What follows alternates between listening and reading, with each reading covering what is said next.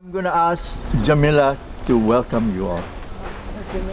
This is Jamila. That's her house, and this is her land. I'm just a squatter, all right. And Jamila, here, you all can be over this side. You all can be over this side. Yeah, if you there are chairs around. If you need to sit down, We've got number more one, chairs. face downhill. You face uphill, you topple over. All right. Yeah. There's more, yeah, it's very slopey here. So this is my property, and 2 years ago I encouraged Ben and Alia to move next door, and because I'd been really wanting to have a food forest here, and it just naturally evolved really that Ben and Alia started gardening to make space because they love gardening so much and they missed their property. So I've had this property here since 2007, so quite some time. And the vision really is people come and take retreats to be a healing place, a place for meditation and spiritual growth, and to create healthy soil and a healthy lifestyle. So there's something here for many different kinds of people. The property goes halfway through that bush, so a lot of these beautiful kauri and rimu are part of the property. There's a lot of rewa in there as well. We've thinned out some of the kanuka, and that's it there. This is where we're going to make a cabin and a deck, so that when Ben and Alia are teaching, there's a space for them to teach and bring people for a cup of tea and a flat place to sit. So it's sort of evolving, and hopefully next spring we'll be able to put the cabin there. So, and it'll be a place for people to come and stay for a few days and replenish themselves. So Ben and Alia have done an amazing job, and Ben will tell you everything, but you'll see it was just a persimmon tree and 2 orange trees and an apple tree and a feijoa hedge, pretty much, and a few fig trees that don't produce anything when Ben came. Pass it along. Pass the photographs. Pass the photographs along. Yeah.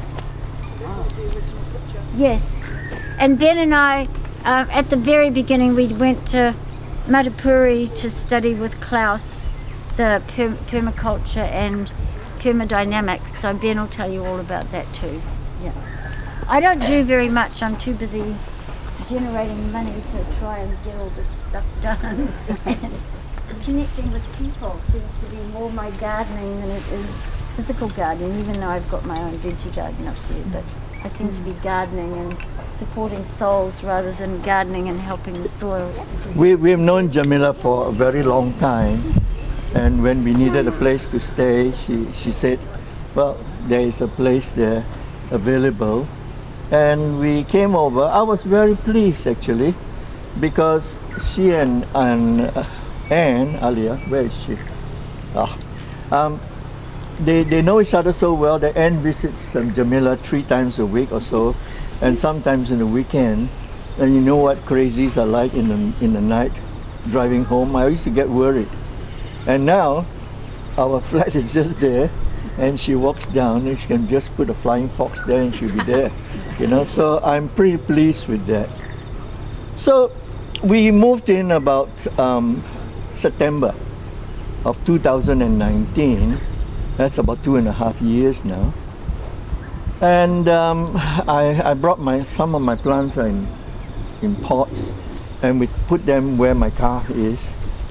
And about 2 or 3 months later, Jamila says, hey, you know, I didn't even know this place existed. I've got this piece of garden at the back there. Would you like to start something there? So I said, oh, that looks interesting. So I came down with her, we had a look, I was amazed.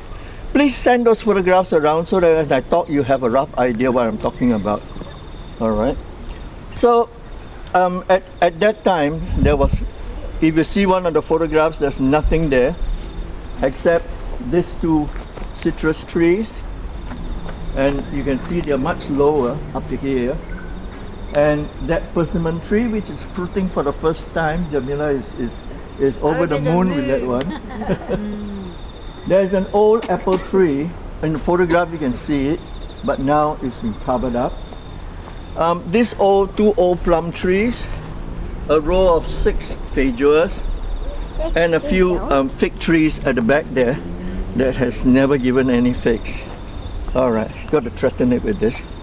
So we came, and that was September, I said, and about December, Jamila asked me, and where Adrian is, I sat down there, and I said, I really need to get in touch with this place here.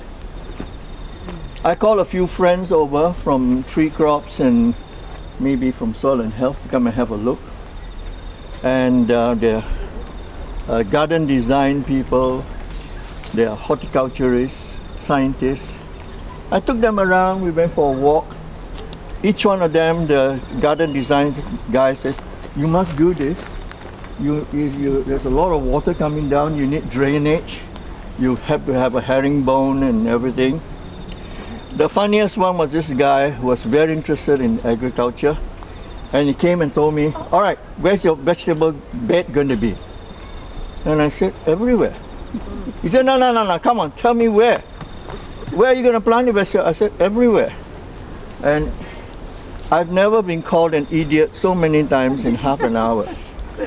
Anyway, he came over here and he said, if I were you, I'll build a bed 1 meter wide, 30 meters long, and that's one. And the next one, he says, okay. So rather than have an argument, I said, okay.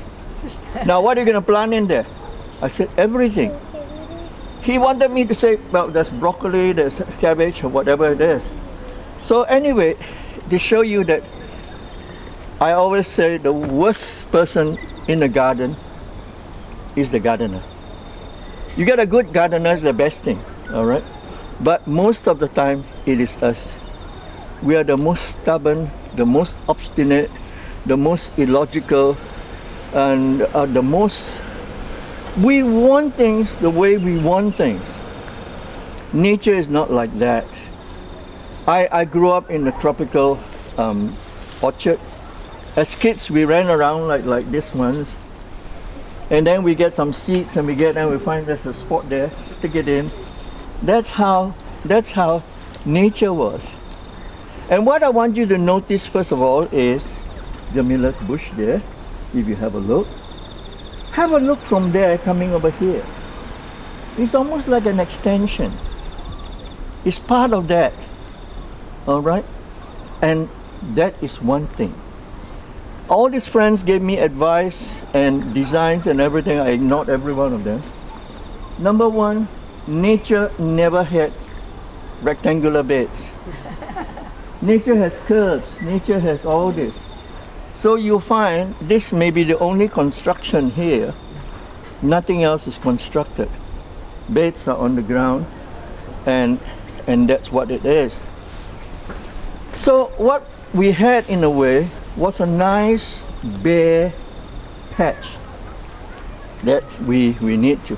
So I sat down on that part there, and once in a while Jamila comes down, and maybe 2 days later she comes down again, and she said, she must have thought I slept there. She said, you're still there? I said, yeah, I'm still thinking. It took me 2 months of thinking and looking before I had a rough idea what I was going to do. By which time something tremendous happened. We had our first lockdown. That photograph I took was up there, standing up there, and you can see all Kaikuya, and one big mound here about this high that stretched from here to there. And we thought somebody's old garden bed. Yippee-doo! And Jamila and Anne went round and tried to pull out the kaikuya. Underneath were tarpaulin and old carpets and everything possible. The neighbor had to have her truck load them all up and take them away. And it was there that much until it went right down to the ground. And that was how big a mess that was. So during the first lockdown, I think they spent a couple of months doing that every day. Real hard work. And that was when I had my first inkling, where I said, that's a nice spot. This was nothing, all right, just grass. So you can see what I did. That's the first tree I planted. In case you're wondering, I'm going to show you some use of this as well.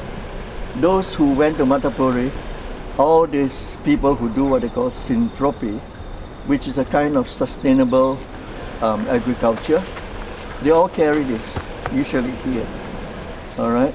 And they do what's known as chop and drop.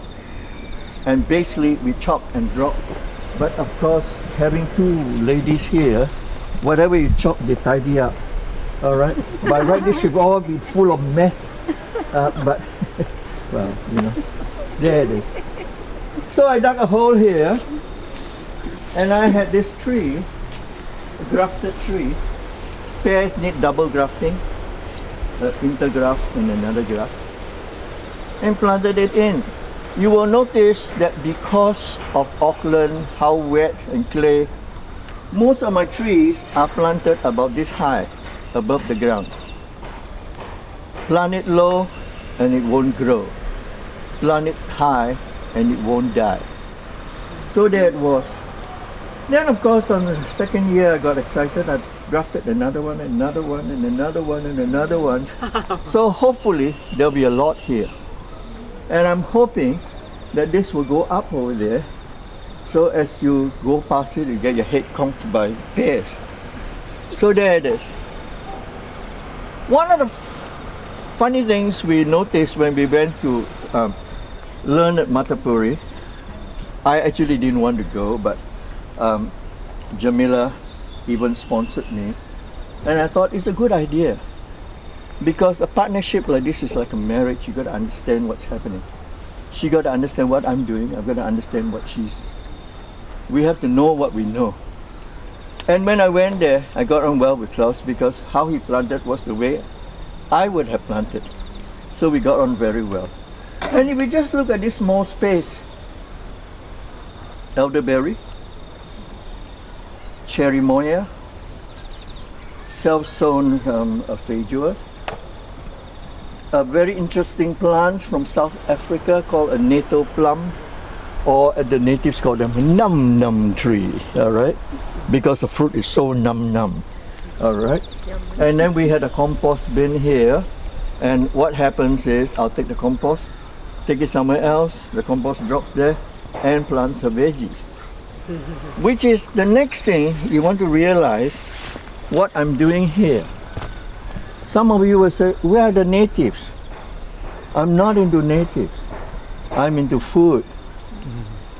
Secondly, where's your Zane will complain here. Where's your compost thingies? I do have a few compost bins. It's easy to just chuck things in there, cold composting. But basically, no composting. Why would I want to put it there, let it rot, carry it to put it somewhere else? It makes no sense. If it goes down there, it helps the place. So that's what it is. So while the two ladies had their bums to the sky cleaning up the bush, I was over here and I decided, wow, this is a nice place. All the water is going to run down here. And you've heard of swales and all that. What if I built a little mound here that the Germans call Hugelkultur bed? We just got some veggies because Anne will die of starvation soon if we don't have that. And one of the photographs showed me digging about 1.5 spade deep. Jamila said they cut down some of the dead trees and trees that come over. So we laid them in here, and then we put mulch and we laid another layer. I kid you not, it was this high. Wow. All right, but over time it's gone down. I think next year I have to redo it and reshape it, because a hugel bed can be this high. And when you think of the land area, you actually get a very big bed, one side facing the sun, one side away from the sun, and it's really, and the wood rots underneath. It absorbs the water, so water retention. It gives out the water. Very little water needed here in drought. So it's about 3.5 meters, I kid you not. Most of it was just wood. Wood mulch. Some of your clay soil back in there or not? Yes, at the sides here, just to hold it. And when we first put it, there were only a few barrel loads of earth at the top, and it started growing. And what started growing, that's the next thing you got to notice when I take you around, is most of us are into production. We want to get something out of the soil, all right? And it's like a balance sheet when you talk about sustainable, regenerative, whatever it is. What goes out, what comes in. If what goes out is more than what comes in, you're in deficit. You are spoiling the land. You've used up too much of your credit. If you put in more and take out less, you are building up your store. So it's more into taking care of the soil. So underneath here, the wood is rotting, it's doing all that, and a lot of plants go in. In the beginning, what I planted was things like calendula, plantain. I let things grow, and you see over time they all self-seed. Like all the calendula is self-seeding. A lot of those vegetables are self-seeding, Cape gooseberries. And so you notice narrow leaf plantain, for instance. I let them grow everywhere. White clover, self-heal. Jamila doesn't like dock, but I plug my ears, I don't listen. All right. And so they grow. And strangely enough, the one thing I didn't have here is comfrey. I don't have comfrey. This is an old English herb called meadowsweet. It's the original aspirin. And hiding somewhere in there is a Stella cherry. Like I said, cherimoya, self-sown feijoa. Ebo, I may graph later.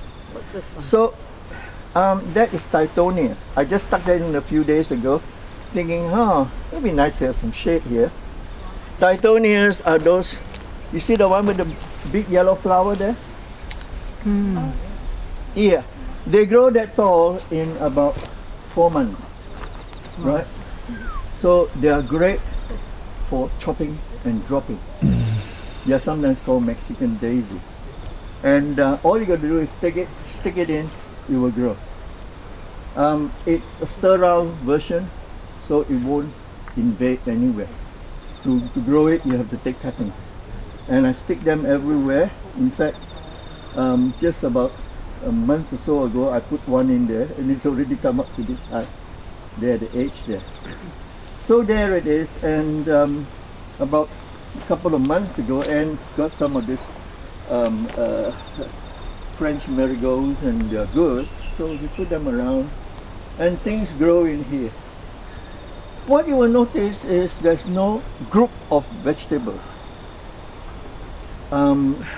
After all, when you really think of it, just Jamila and the two of us, it's 3 of us.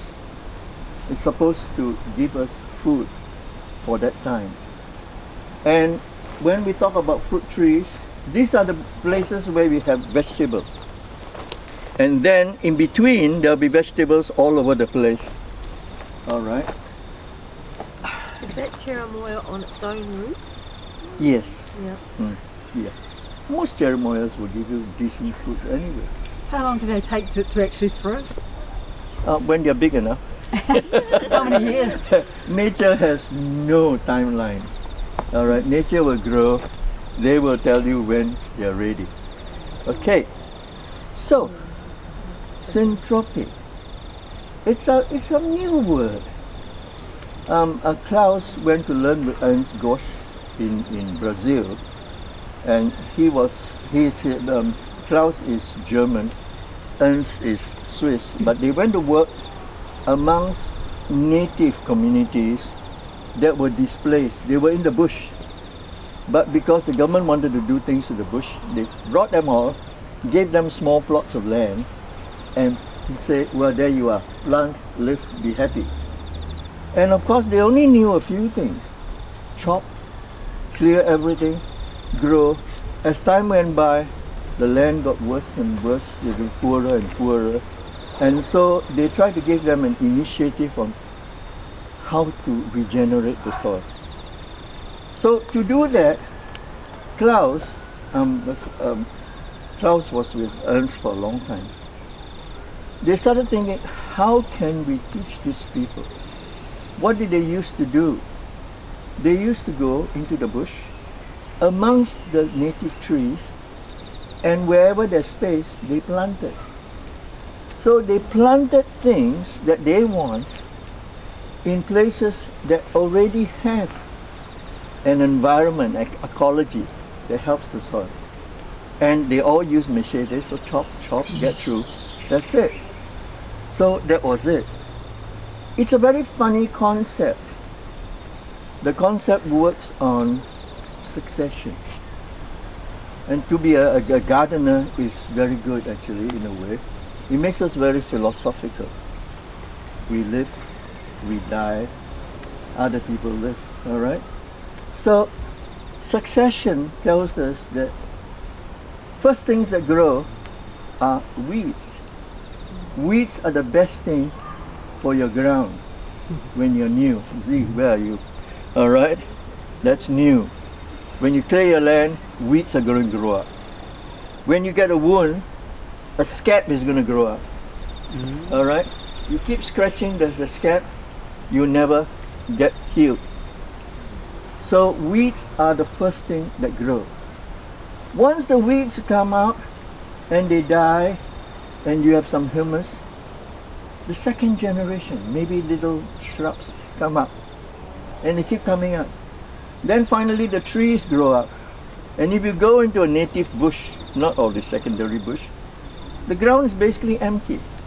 By which time they blocked off everything, the ground is actually clear, it's cool, and that's the way nature is. So succession is very important. So one of the things we do, we plan for, is I have peach trees over there. I'll give them about 7 years. They'll be bound to be dead by then. If not, I'll make sure they are, and plant something else beside. We are all in our own separate gardens. I don't know how many of you are guilty of that. We treat our trees like residents in an old folks' home. They have dementia. They are not good for anything except twiddling their thumbs and waiting for dinner. All right? And if you want trees like that, and you wonder why they are not giving you anything, that's the reason why. They are past it. Unfortunately, with chop and drop, no sentiment involved. They're past it, chop them down. All right? And gets a bit what? Oh, I need this. I'm doing this. All right? And so when you look at things like this, you give it a good chop, and it's gone. All right? It goes down. The seeds are there already. They are already flowering. There it goes. All right? And that's what you do. So chopping and dropping is very important. As soon as you pass the prime, let it go. Okay.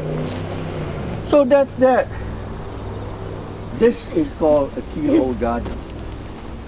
It's a very interesting thing that originated in a tiny state in the north of South Africa called Lesotho. It's one of the poorest countries in the world, up atop of a ridge, and it's so poor, there's nothing there, no soil much, and the people are just scratching a living. And one thing good about Australians, they are very good at permaculture and all that. Australian volunteers went there and they said, we really need to teach them what to do. And they were school teachers, primary school, so they got the kids together and designed this thing. 1 meter from the center, a ring, the photograph if you've seen it. Alright, in that place, I dug a hole down, put in the smaller twigs. These are old bricks and everything. And because it's a meter, you can reach it everywhere without stepping on it. In the middle, what they made them do, just put sticks there so that the household rubbish can go in there.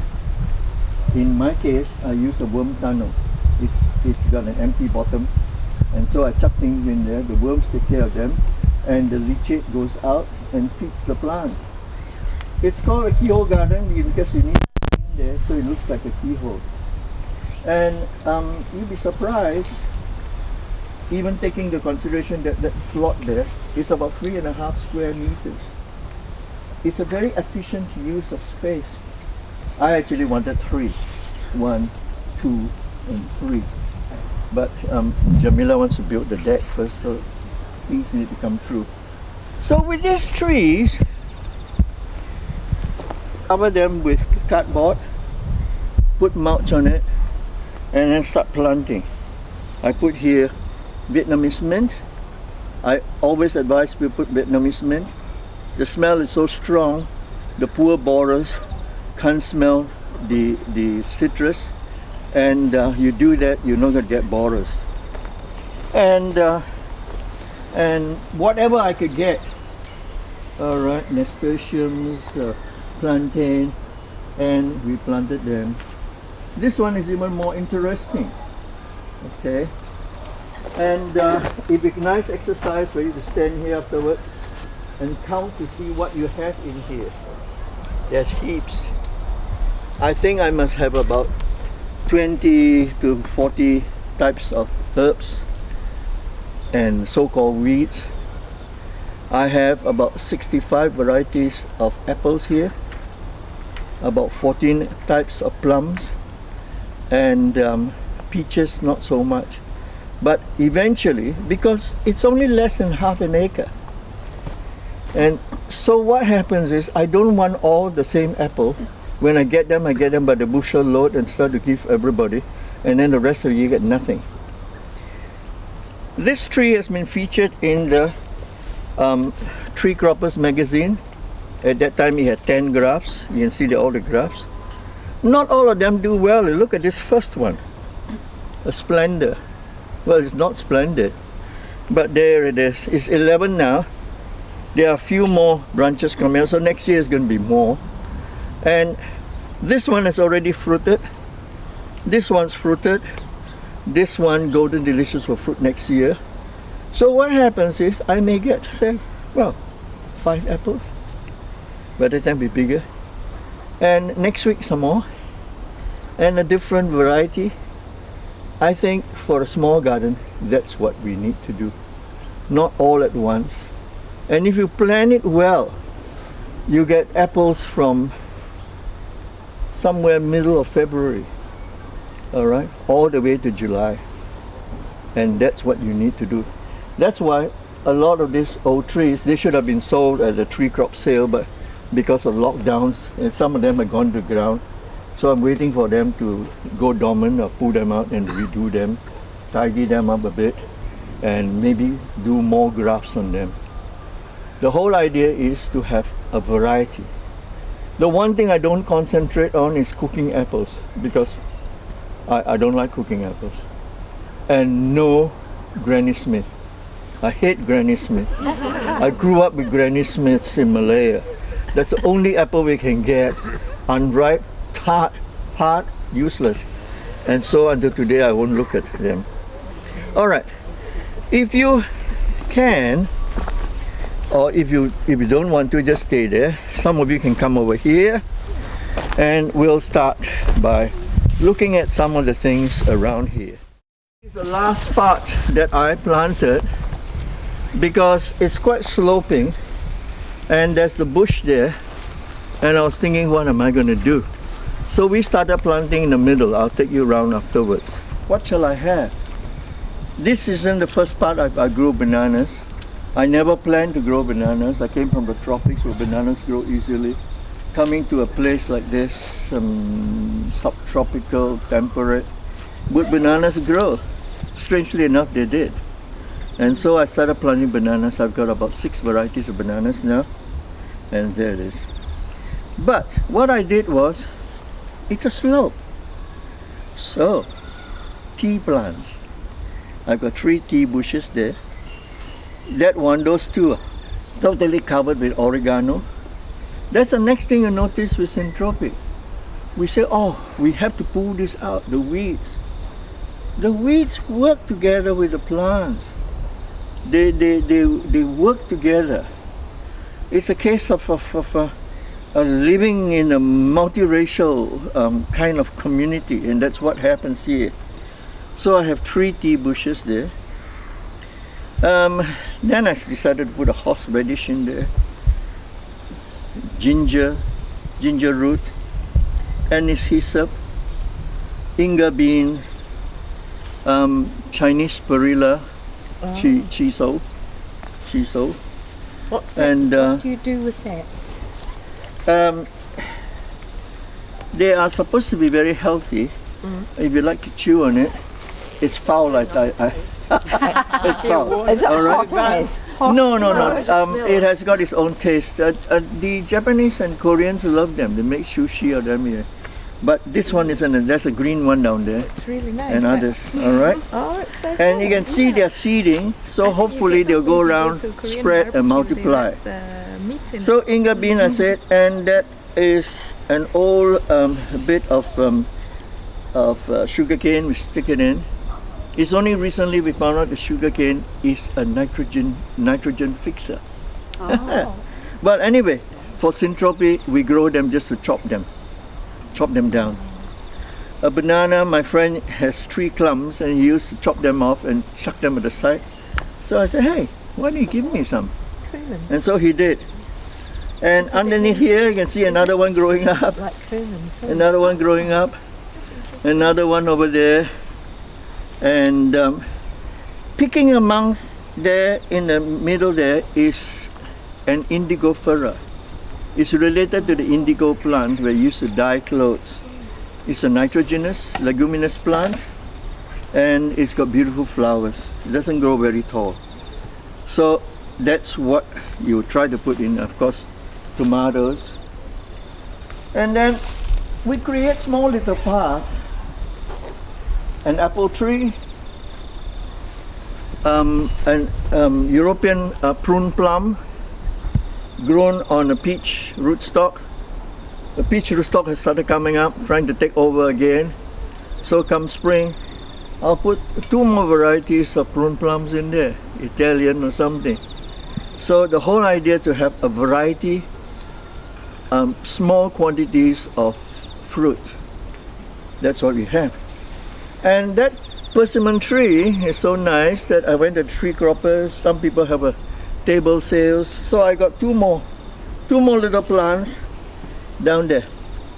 And you just have to blink and they'll grow up again. So 2 more persimmon, another banana tree there. And that's what it's like. And actually behind there's another banana tree. And so you planted another one. I said, yeah. And we discovered, can you see that mushroom there? Don't fall. While he's doing that, he's exploring. We just discovered that it is a kind of mushroom that's endemic to this area of Glen Eden. One that is called a graceful parasol or slender parasol. I've definitely got it identified. Yeah, that big one. Just pull it up, yeah. Bring it here. Oh, bring it around. Bring it. Oh, wow. Stalk. Yeah. That's why it's called a slender parasol. Yeah. All right. Thank you so much. I'm sure there's some more there. Excuse me. Yes. Why did he hold it and then the thing popped up? Good job. That's a slender parasol. Apparently, it tastes like chicken, Wow. and we're gonna try it tonight. There was another one here. that I picked up and put on the table there. It's called a Macrolepettia, something or other. Clerendi. All mushrooms are edible. Some you only eat once. All right, but so it pays to be careful.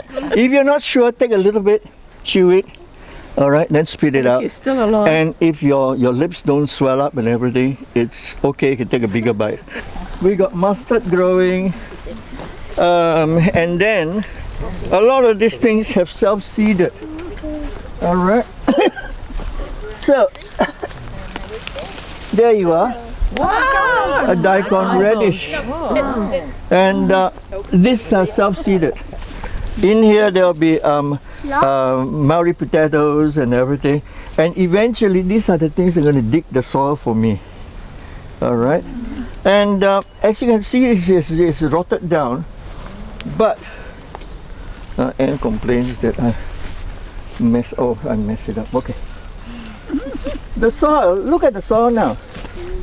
Really nice and black. When you first started, you dig a big hole, you may find one worm. Now they're all over the place, the crawlers, creepy crawlers. Yep. Do you put that mulch stuff? Is that what you've got there? Like Yeah. compost and some of that mulch? They are just that mainly tree- mulch. I get a tree surgeon to drop them here. We've Okay. used about six loads of those already. Just put them somewhere. All right. I use a more well-rotted mulch on top of that. Oh, The yes. fresh mulch like this on the path. Okay. It's full of Shall we take a walk? A Chinese mugwort.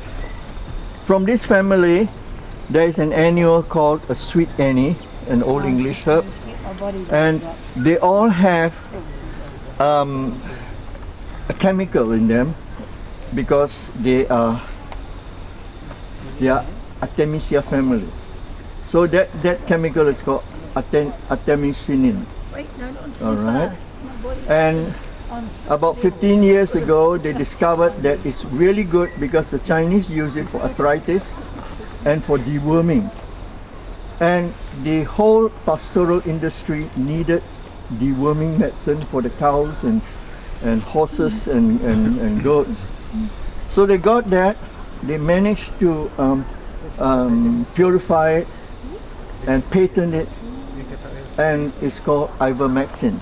Over there, we need to net the berries, and so use bird netting like that.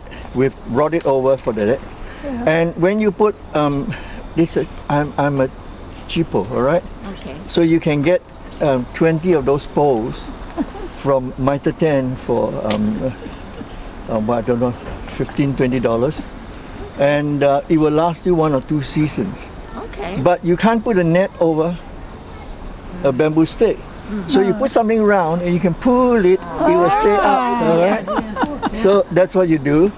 And so Tennis ball then. rather than buy or build something that is more permanent and costs $600-700, Yeah. I built something that costs about $40. All right, there you go.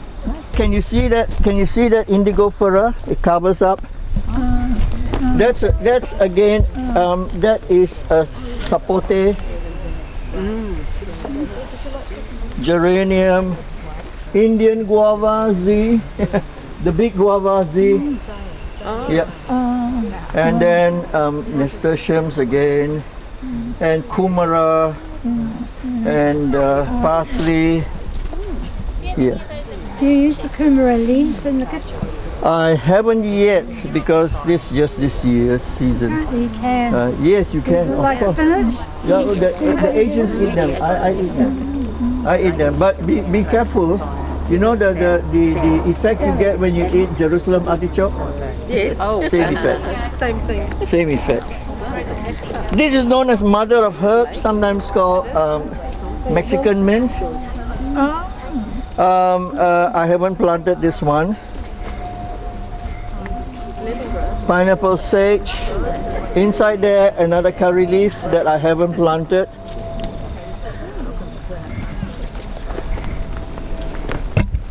I call this the Feijoa Lane. Stevia, sugar, and this year this plum tree was in the pot, so I I tried. I just put 3 European plums in here. I've got Coast, Golden Drop, Italian, and they all took. So next year I may graft here as well, and put it in the ground. So that's Wilson's early, and I chop this down. Can you see how nice this is coming up? So I'll chop the next one down and chop them, and there we go. You remember we went to Cheah, was it? Yes. And that lady had that nice geranium with a nice smell. I asked for her cutting. That's it, growing there now. So because I was so happy with that 11 grafted apple, this spring I grafted 15 on this one. So that's 15 on this one. And did they all take? Yeah, they all took. Yeah. And there it is. A white flesh peach, a yellow flesh peach, very likely a paragon. I left that Taiwanese cherry to grow because I'm thinking of grafting cherry there, sweet cherry, and it may take. That just came. You know, if you attend a composting workshop, just get your ears beaten up for 2 hours, you get a voucher for $40. Then you can buy a bin or something. And this new style bin, I was surprised they ordered it from America for $69, $64 in the shops. The council sells it for $59. I got a voucher on Zoom, just sitting there drinking a cup of coffee.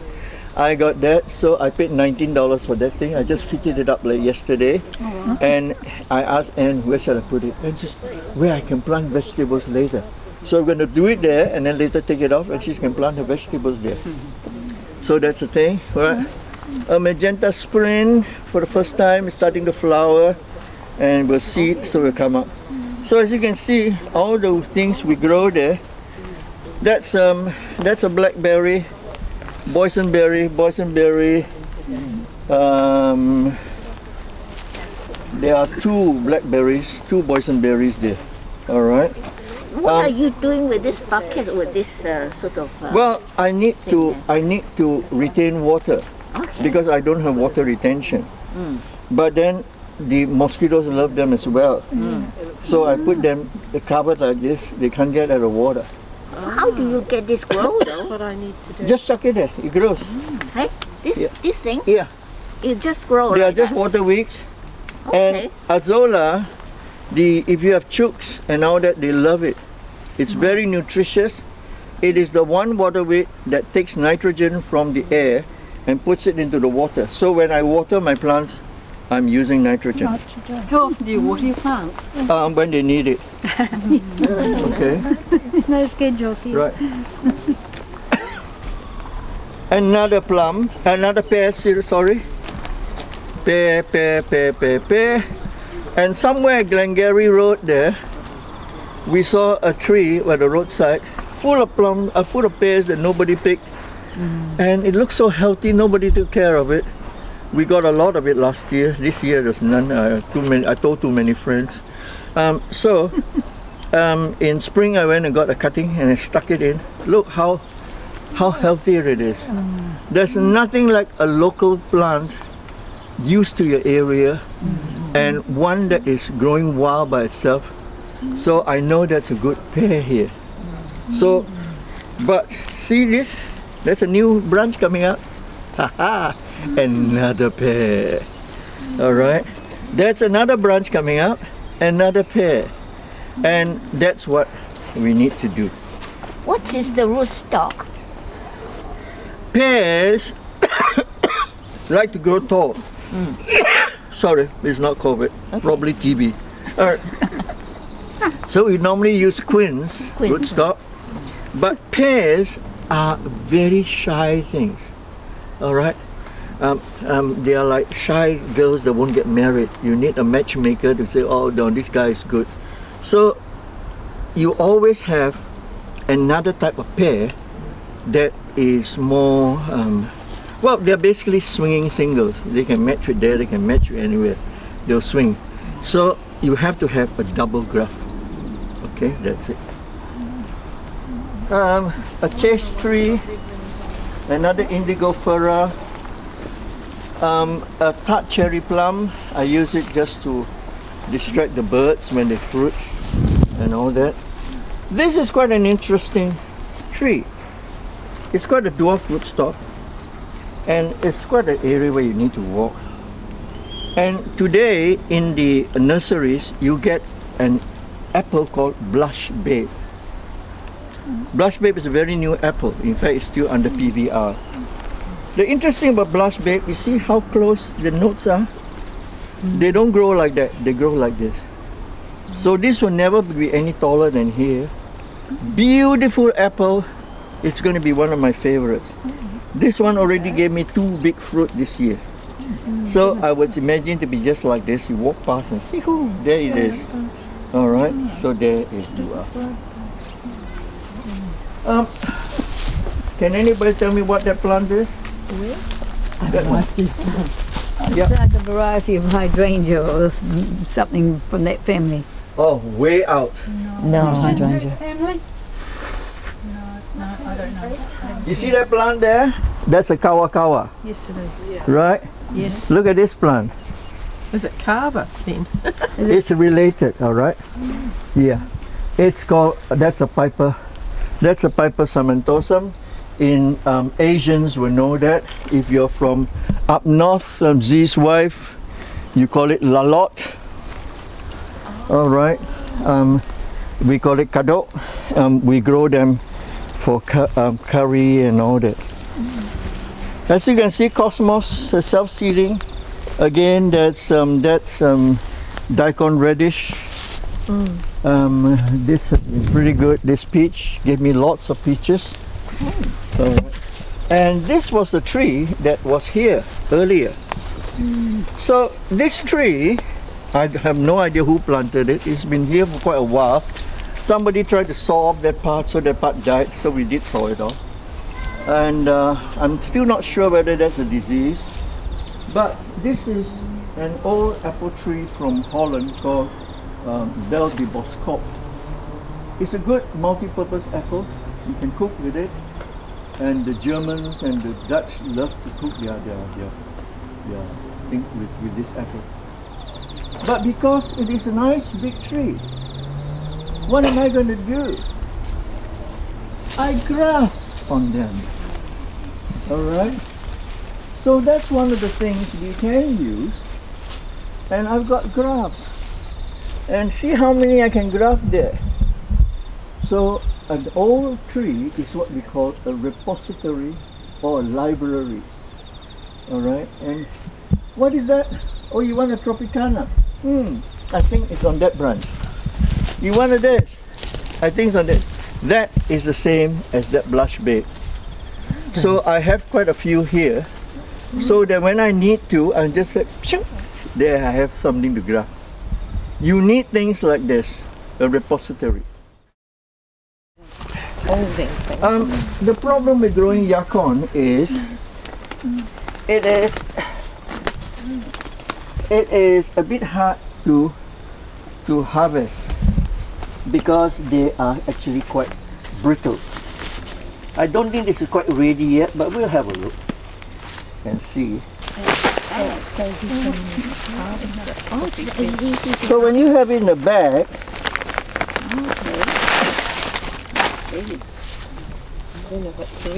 it's a bit easy to harvest. No, it's not ready yet. So there are hardly any tubers. Hardly any tubers. The nice thing about yakon is you don't even have to take the tubers. You can take a branch, stick it in, it will grow. Oh, okay. Yeah, even this branch will grow. Yeah. Do you want there? Yeah. So if somebody wants this, you can have it. I've got I one. got it. Yeah, if anybody wants. A daikon? No, yakon. Yakon. Very good for. Oh, it does have one. That's the. It's still a bit early. Okay. And that's the part you eat. And this is the part where you have all the meristem, and this is the part you grow. Below your blood sugar very good. Okay. Diabetic. Yeah. All right. Because it's got inulin, so this one will grow. If anybody wants this. Thank you, Ben. Is it related to Jerusalem artichoke? Have Yeah, you got yeah, any they're of those? related. Yeah, yeah. What does it taste like? Sweet. Oh, what does it taste like? Like this. Sweet. Slice it up, taste too boil up. Yeah. No, you can eat it raw. It's better to eat it raw, in fact. Will it take over the garden? Oh, yeah. Mine There you go. Does take over a bit. No, it's not too bad. It's fast choke though, isn't it? Two more pieces. The wind out. It's just two seconds on the ground. Just give it a blow. Yeah, there it is. Right. Look how big it is. And it's certain parts are actually quite shady and nice. There are nurse plants as well. And they give you such a lot of branches and all that. So the whole idea about having plants like this is to do this. Yeah. So as you can see, that one's big enough. This one, what you do once in a while, like twice a year, is to chop it down almost to the ground, all right? And then what you do is, Can you grow it from that? yes, you can. Do you want that? Yes, please. Won't go in there. Yeah. Thank you. Titonia, is that what you said? Titonia diversifolia. Also called Mexican daisy. Does anybody else want another one? Yes. Thank you. They will grow up to there. The birds love them because at this time of the year, there's not much flowers. Anybody else? Yeah. Have you So- got a moringa growing here? No moringa. It's too cold for it, and it's a bit hard for me. Yeah, did you get some? So from there you are. Jeremy's That's old another one. If Yeah. somebody wants it. one? Because I get multi from mine. So you chop it down twice a year. They'll come up very quickly. I decided this part, the cold air is going to come down. So because of that,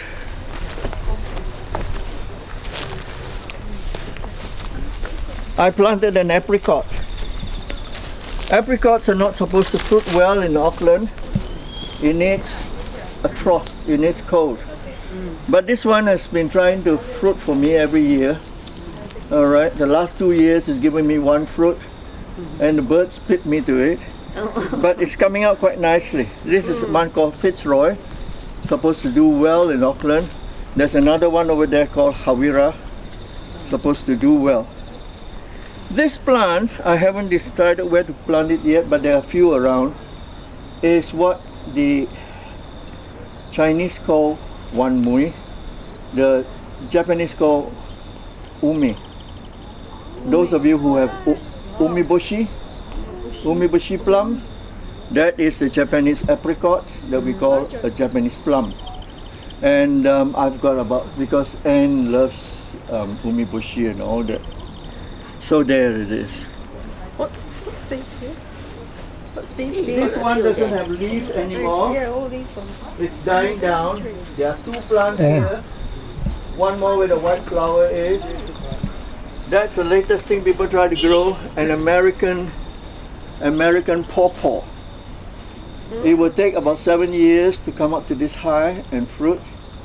For the first 2 years, you won't see anything. It keeps going down into the ground. There it is. So, I came here, and because Klaus up in Matapuri Bay has bananas, he's got about 450 bananas. No, it's not. So I bought one from a local guy somewhere for $20. That's a Missy Luki, and it's sulking still. It's been 2.5 years now. It's still sulking. And then I didn't buy it from Glen Eden. And then I saw somebody in Glen Eden selling one for $20. And I got that one from Gleneden, this big one here. And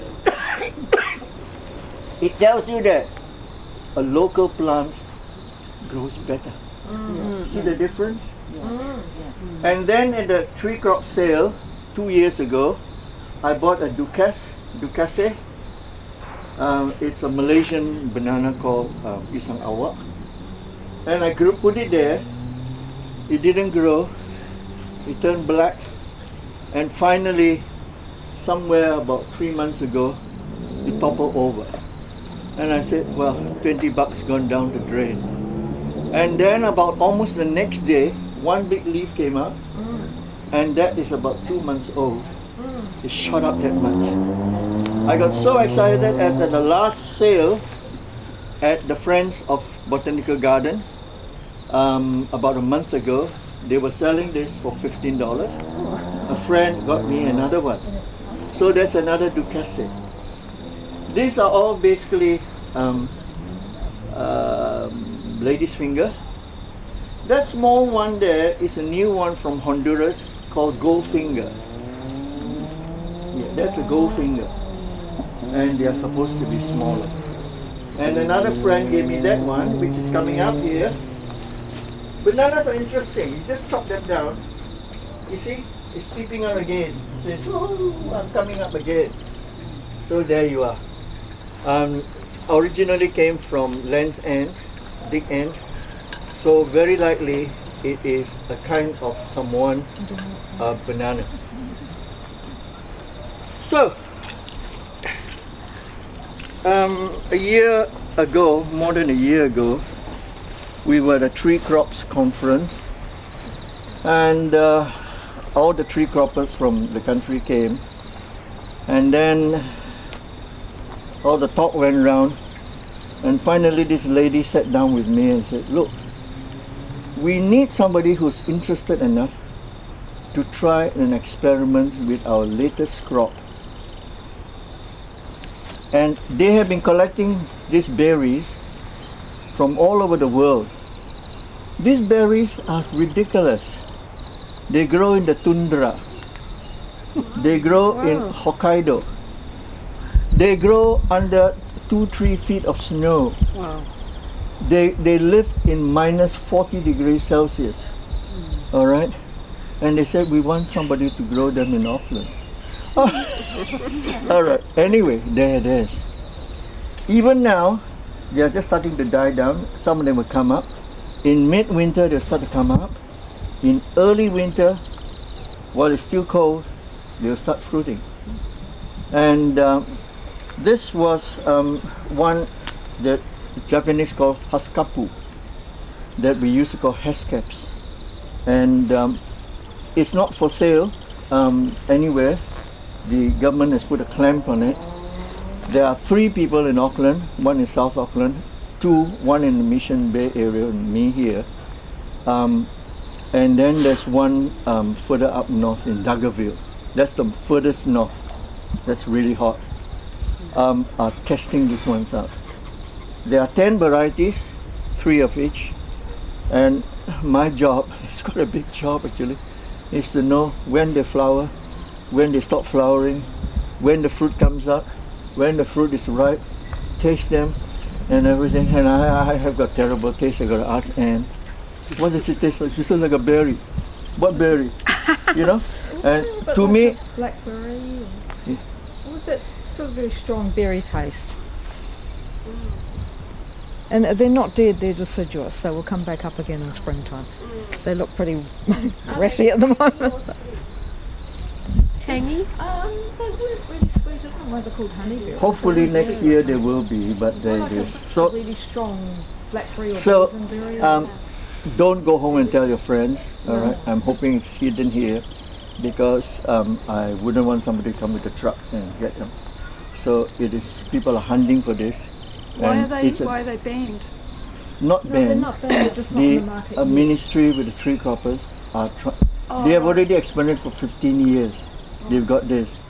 Now they want us to try in various areas which cultivar grows well, and then they'll recommend people to invest money and start farms. It's our new industries, like our old kiwi fruit, our old apples. This is going to be our next new crop. And the idea is that it comes out before the strawberries. So you have a succession of things. That's one plot. It's just commercial. They don't want everybody to have one, Yeah. and then they won't sell well. Yeah, because they may not get the right variety. Yeah. They want to really test it out. Now behind Barbara, you see another small plant there. Instead there, this is from a different test plot. So I have two test plots. Those are smaller, but they are all one kind. That's 25. There's 15 of them there. So I don't know. To me, it's not very successful. If after a few years, it's occupying a lot of precious ground, but I'm still hoping that it'll be good fruit, and But there's this. You think someone might invent a mini snow machine to go with the plant? Get a variety that will grow in all Eggplant. Yeah. So we're not supposed to plant anything. Oh yeah, We're eggplant. supposed to follow but I said there's a waste of ground. So I'm trying that, and then chilies, and next year I'm going to try intercropping them, and see. They're not happy because farmers, large-scale farmers, don't intercrop. They don't do anything, but they just want to spray the shit out of them. But I'm trying something different, and in here I put seeds of all the little herbs and weeds, so that they'll come up here as well. So that's the interesting part. It's got a flower on that one there. Even the apple tree, I just picked the last apple. It had 2 crops, and unfortunately with our so some of them are trying to fruit again. People took the titonia. This is the flower of the titonia. It's They can grow twice as big as that. yeah, I just picked it to show everybody. It's like Yeah, I know. All right, there we are. yes, it's like a double size. Maya lemon, Titonia. that pot there. They've got thorns, so Jamila doesn't like thorns, so I put them in the flower pot. A big flower pot there. This as laughing Jim, all right? Gymnopalus. And if you eat it and you start laughing, you know it's got some interesting properties. All right? So there it is. Asians, where is Z and Y? Oh, they had to leave then. Oh, I apologise. we love this. Eaten raw. It's a perennial eggplant. They don't grow very big. The little round one? Yeah. Oh, Yeah. those are really nice. Yeah, there we are. See? Yeah. Now you know where So Asian, Yeah. So it will come out. It's got thorns. It's a raw. The nice thing about this one is most of those are annuals. This is a perennial. So next year, if I can grow them from seed, I'm going to be grafting that onto this, and then I'm going to have my eggplants that will keep fruiting, and I don't have to keep planting them. All right? You must have a method in your madness. That's what I do. How big do these eggplants get? They can come up to about this high, and yeah, quite interesting. If you look at these banana trees, I want you to count the number of leaves. It is said that a banana will start fruiting after it has got 42 leaves, from the time it's from the ground up. All right? And a very healthy banana has got anything from 12 to 14 leaves. Now if you count that 1, 2, 3, 4, 5, 6, 7, 8, 9, 10, that one has got 10. The other one has got 14 over there. So these are healthy bananas. And you have to keep them covered underneath. So that is pretty good cover. All right, that's Goldfinger. And up there I have a new one called Mona Lisa. That's the most expensive plant I have here. I tried to hide it from Anne, but she found out. I bought that for $80. Wow. Very expensive. All right. So when we shifted from Swanson, there were 2 old trees in the paddock that's about 100 years old. So I got Anne to climb up to the top and get me some grass. So these 2 trees, these 2 apple trees here, this one and the other one, came from that old orchard. And the only good thing is I pat myself on the back and said I saved 2 old trees from dying. I call this my peach lane. As you can see, that plum is in the wrong place. So eventually that will have to go. Some more Titonia, anybody wants? Anybody else wants Titonia? Yep, okay, there you go. That's for you, is it? Do you get brown rock on your peaches? I spray with apple cider vinegar. Okay. As you can see, Straight. yes. Oh no, I dilute it. One. Black currant, Casimiro, cherry moya, self-sown avocado, false cardamom. This indigofera is a different strain. It's from Australia, called Australis. All right, it can grow up to this high. So I have 2 kinds, one taller and one lower. This is from Woodlands. This is one of Dan Hansen's Woodland. Oh, yeah. This is Woodland yellow, a yellow plum. Ah, I've got Woodland yellow plum at home. Yep, It's that's got the a big one. old tree. Yeah. Very sour, but Is it? great for cooking. Oh no, No, actually it's only the skin that's sour. I hate sour fruit. Here, what are these? Oh, maybe it's only the skin then. I think it's sweet inside. Kumara. We just stick it anywhere. The whole idea about synthropy is, one of the teachers said, it's not us cutting down the trees, it's us not planting enough. If you keep planting, nature does that. Thousands of seeds, thousands of plants, and then some die, some live, you know. And that's the way it is. Yeah. Again, in the wrong place, this has got to go. Plum, again, it will be a pollinator. Indian curry leaf has seeds. Don't wait until they become too black. That's about correct. If you're going to plant them, stings when it's not in curry. What you want to do, oh, I didn't even notice that. I cut myself with this.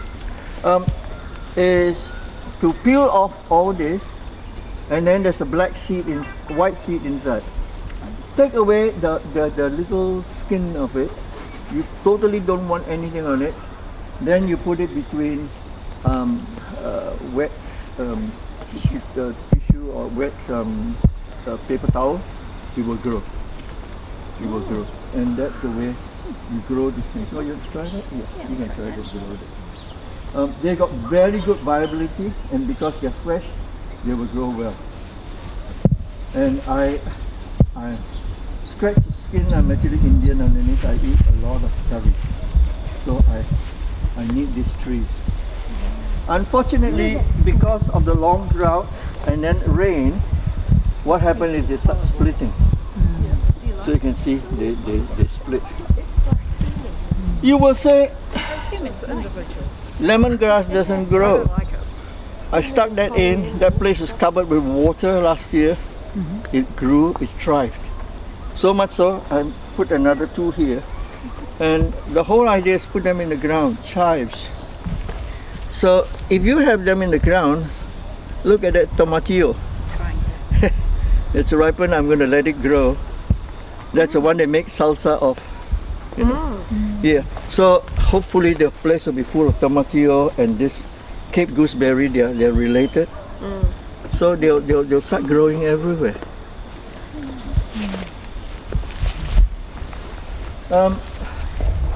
I didn't take you through there because it's a bit up and down.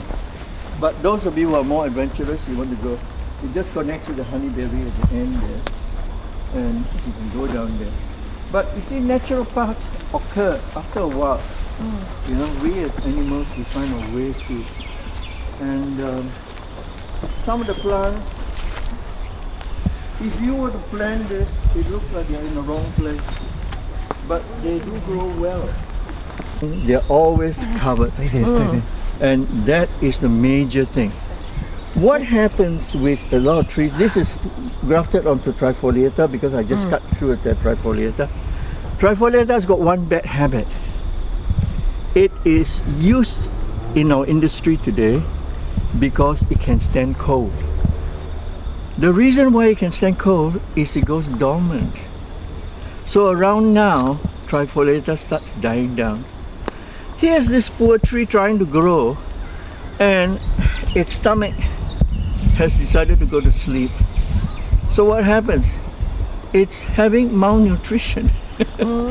And you go to the nursery, they'll tell you, oh, put iron, put this, put that. It's useless. Why?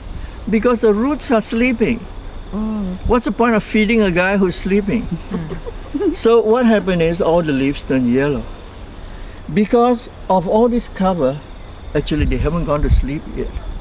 So this is still nice. I basically don't do anything.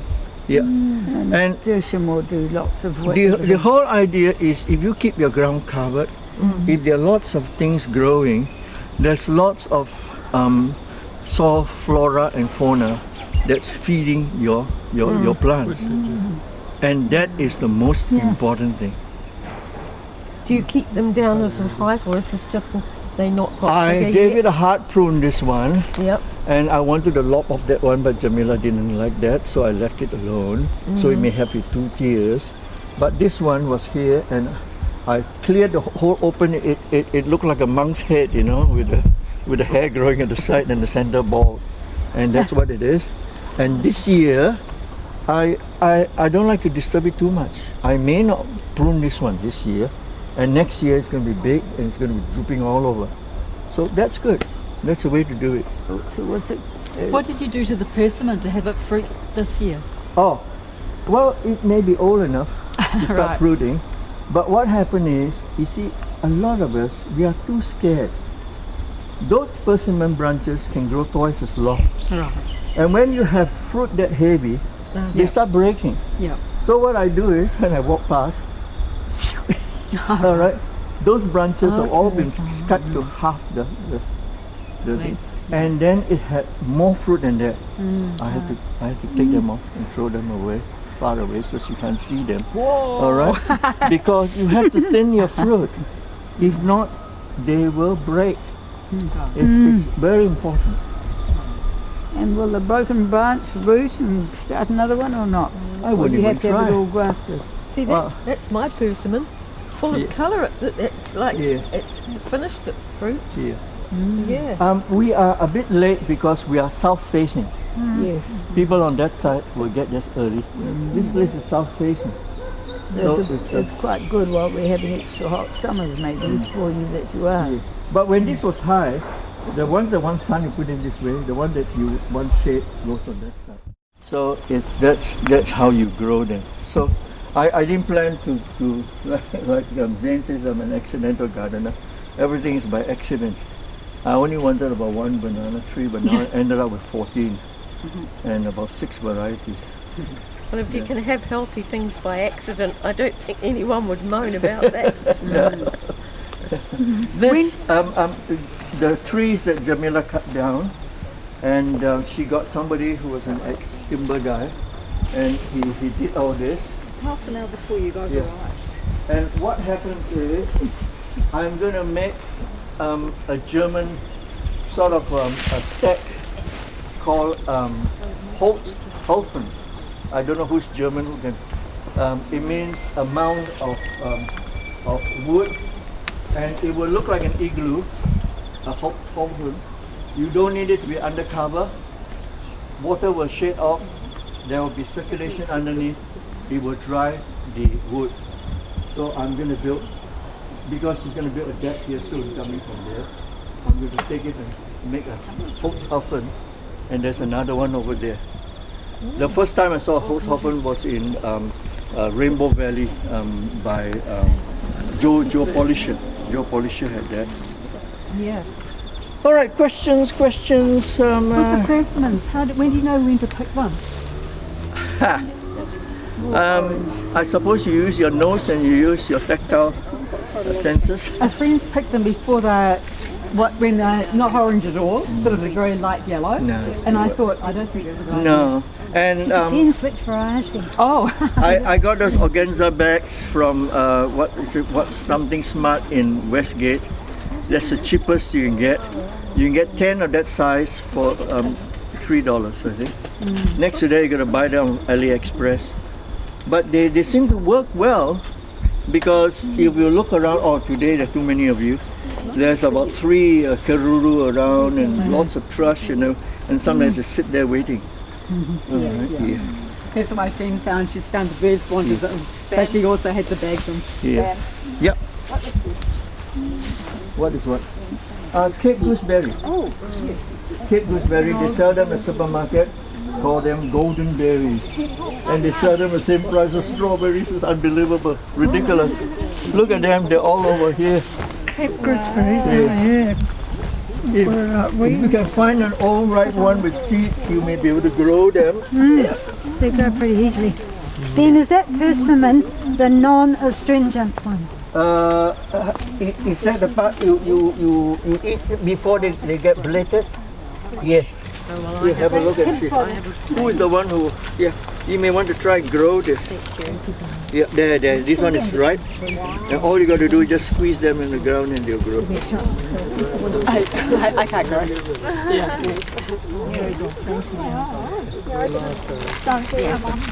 You've got the other $5 there. White clover is very low. In the center there are red clover, they come up to this high, but they seem to die down anyway. If anybody wants seeds of this French marigolds, just grab them and spread them. A little bit. It's sour. They will be very sweet when it's hot. To parts of Turkestan, Kazakhstan, the home of the apple. And that is Tashkent. It adjoins China, all right, somewhere in the Tian Shan area. And they got back some of the original wild plants. Very healthy, all right. And the fruit, I wouldn't even pick that away for it to ripen or try growing them.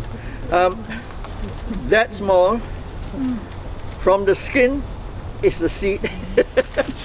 No flesh, hard as anything. The little red one. Yeah, and that's the. So this is a Tashkent wild apple, and with most of our government things, they spend millions of dollars doing all that, and then when the time is over, they bulldoze the whole lot off. And somebody managed to save this one and grow it, and so it is still alive only because of that. Because what happened when it's finished, they just mow everything. They don't want anything. So I've got 2 Tashkent wild apple here. And I'm hoping eventually that I'll crossbreed them if I should live that long, and maybe get something healthy. See how healthy it is? Yeah. So sometimes going back, but there it is. Some of these things that grew naturally for thousands or millions of years, they are the healthy things. And then we try to breed things that are so unhealthy, but because they look nice, they taste nice, they're bigger, well, that's what it is. Or they last longer. And look at this one too, starting to flower again. Yeah, our weather is... I eat this one. Yes. Kumarali. Yeah. Very nice. Yeah, I know. Yeah. With sambal.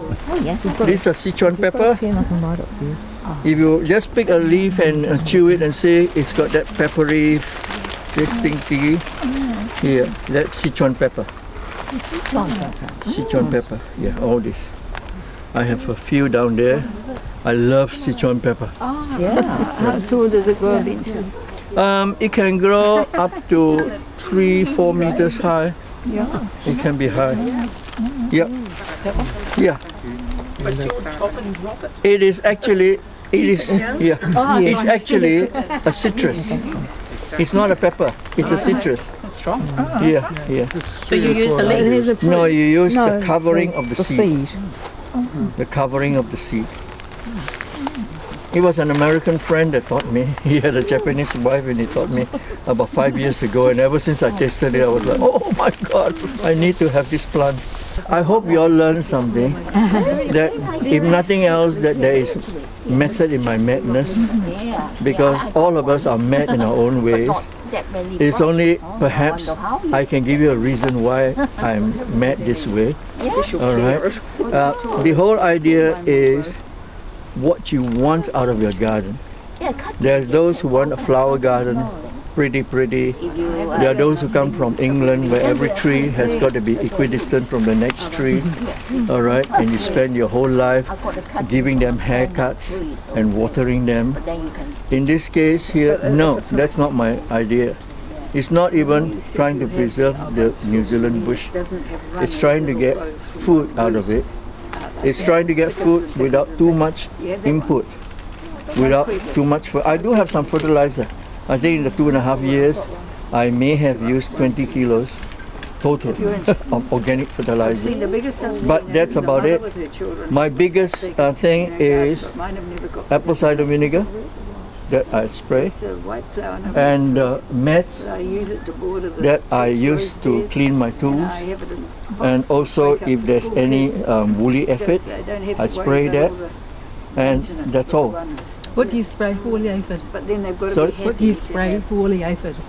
Or woolly aphid? Meth. Meth. METHS. Methylated spirits. Yeah. Wow. Because New Zealand doesn't use actual meth. Our meth is actually alcohol. In America, they're still allowed to use real meth, which is tremendously poisonous. And so you see a bottle hanging there. As I walk past, I normally spray my tools before I get down here. It's a habit that I do every time. And so you can see some plants are weak. That's because they are weak stalk. And then you see all the wool there. The wool stops it from getting sprayed. All right, it protects the insect. But when methylated spirit touches the wool, it shrinks and they're exposed, and then they die or other insects get them. So it's the easiest. There you go. Well, thank you very much, Ben. I think you're welcome. I hope you all enjoy that.